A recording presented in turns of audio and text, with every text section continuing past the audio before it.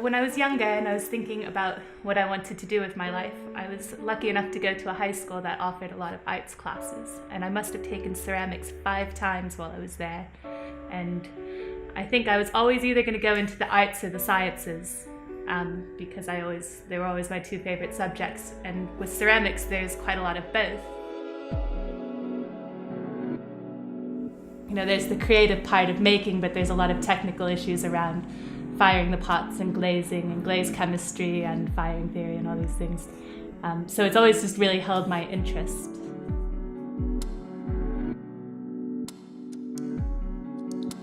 The thing that got me hooked on ceramics was the fact that it has such an old, continuous tradition. Potters alive today all over the world. You know, we have an almost unbroken link to potters from 3,000 years ago. You know, that knowledge has been passed on from generation to generation to generation through various civilizations. Every civilization that's ever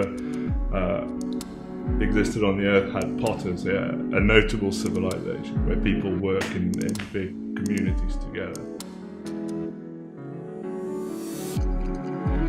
I basically come from India, and I've been doing pottery for now 3 years, but I actually started 4 years actually. Yeah, now it's been 4 years, but I started almost 7 years ago. But then I stopped because of some personal problem, and then got back into it because I knew that that's something that has always attracted me, and that's what I really wanted to do.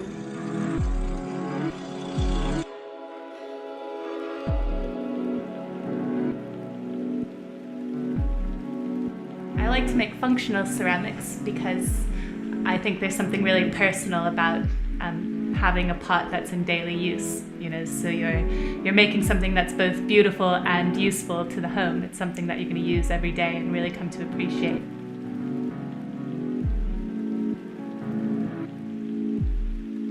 I knew from childhood I've always been attracted towards pots, but in my country, pottery is so common everywhere, the terracotta pottery, that you see it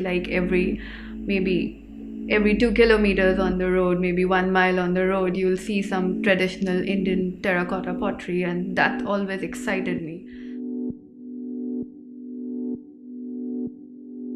In order to make pots, you require a multitude of different technologies. So you need to understand how fire works, how to harness the heat, how to economize the heat. You need to have engineering skills, how to build kilns, how to build equipment, like potter's wheel, various other tools that you would need, how to process materials. So you need to have an understanding of chemistry. I mean, even people that didn't, 1,000 years ago, we didn't have chemistry, they had to understand the materials that they worked with.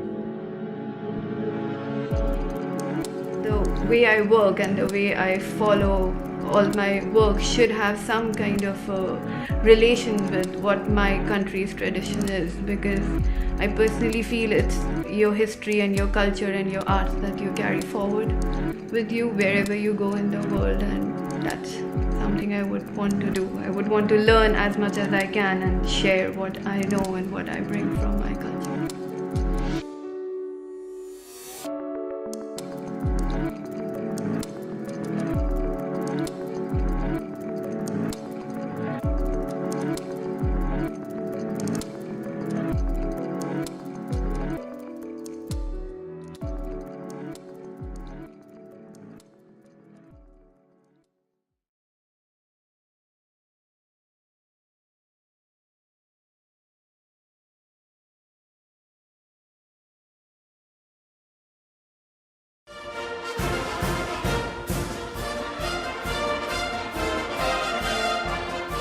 The band of the 2nd Battalion, the Duke of Cornwall's Light Infantry, have vacancies for 2 boys of good education, aged between 14 and 18. Must have excellent character, some knowledge of music preferred, but not essential. Apply to the bandmaster, 2nd Battalion, the DCLI, Blackdown, Aldershot.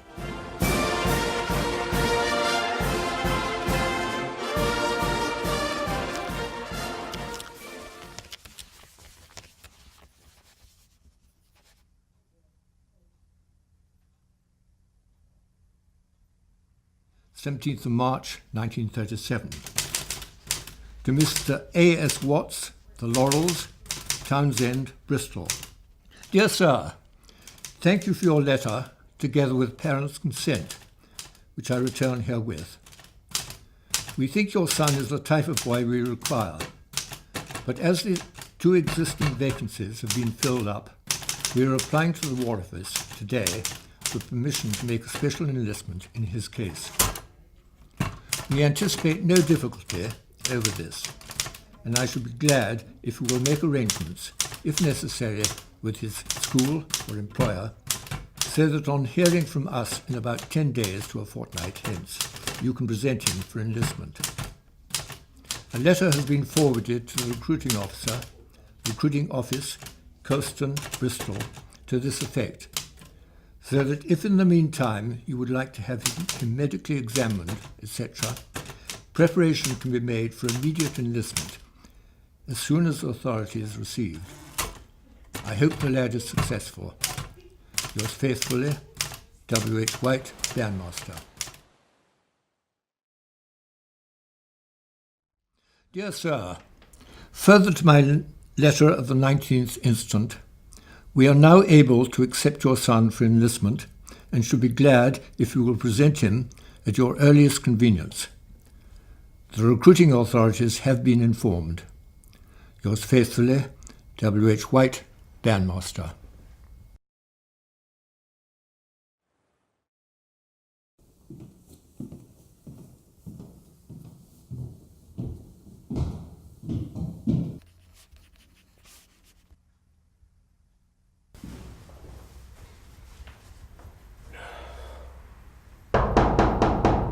Come in, boy.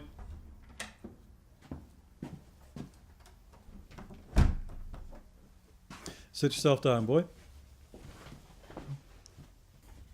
Right, what I need you to do now is to check through the details we've entered on that form, and you need to sign it, please.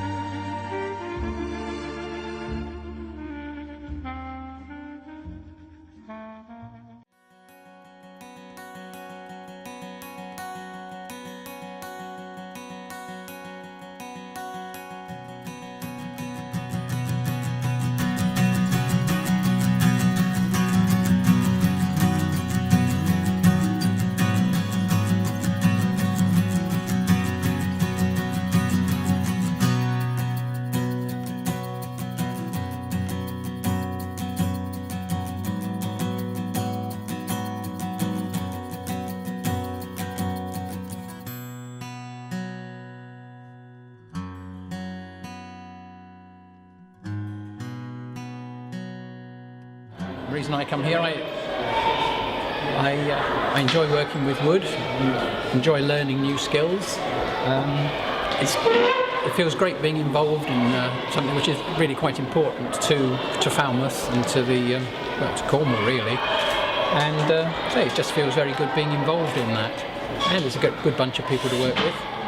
So Yeah, I just very much enjoy coming here. Working as a volunteer is really good because it helps the museum, and of course it couldn't survive without the volunteers, both in the galleries and here on the boats.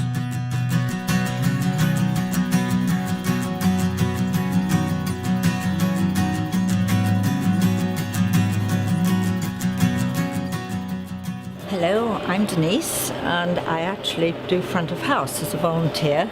I generally come down once a week, which I love. When the people have paid, I ask them if they know the museum at all, and if they say yes, I say fine, enjoy yourself. And if they say no, I suggest that maybe I give them a few pointers as to what's around in the museum that they can go and look at and read about and enjoy far more than if they just wander around. My job is to meet and greet any of the visitors, to explain to them everything from where the toilet is to how good the cafe is.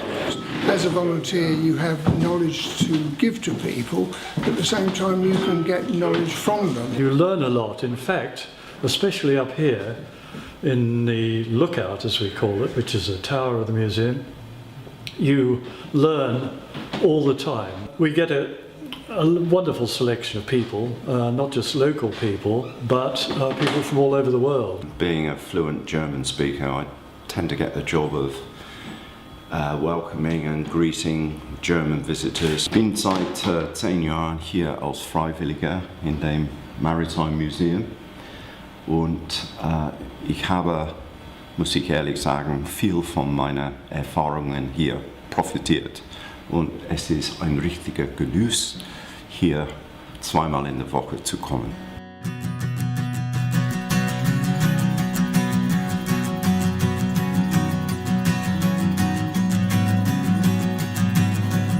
I'm one of the trustees of the museum, and I head the library team. One of the main things to try and make sure is that all the volunteers are enjoying themselves. There's no, it's not a question of duty. You're here because you're interested in maritime, interested in education, maybe just interested in books. On the very first photograph of the volunteers, which was on the ramp of the water sports centre, there's a small figure in a red coat at one end, and that's me. So I've been there really since the beginning. Volunteering is a bit of a privilege in many ways, and you do get to know a lot. My son can't understand why I work so many hours for nothing, but it isn't for nothing, that's the point. I enjoy working in the library, I enjoy the research and meeting people and helping with their inquiries. We do get lots of callers coming into the library, and we use all this magnificent facility that we have here to carry out the research. I knew when I started working here very little about small boats, but in the time I've been working here, I've learned quite a bit about small boats. Just trying to see the year here, 1904. That is one of the oldest ones we've got here.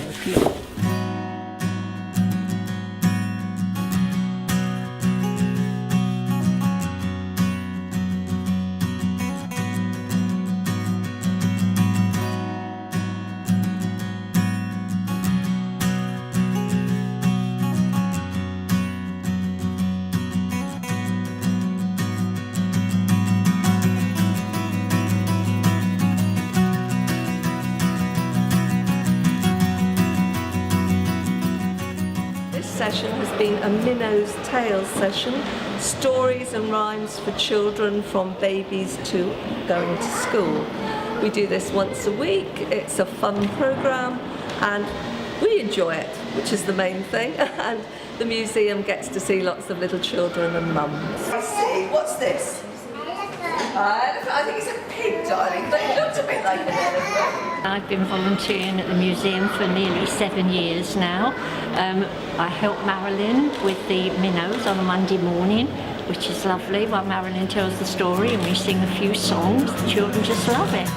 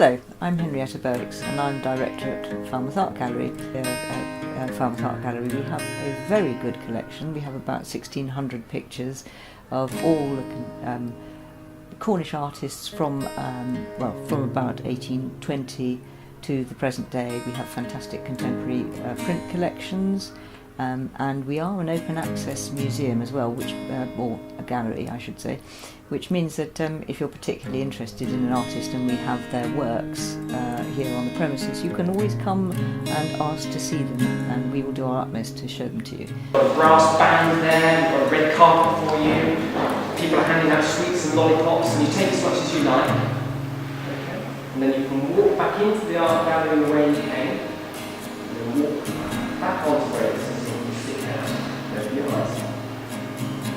Now, I took you on a journey, and you actually did that journey. And if I asked you to do a painting based on that, because you saw it, you could paint it.